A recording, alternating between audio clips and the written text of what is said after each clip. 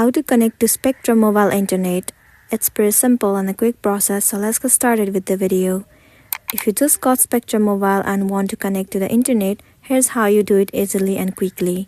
First, make sure your Spectrum mobile SIM or eSIM is activated.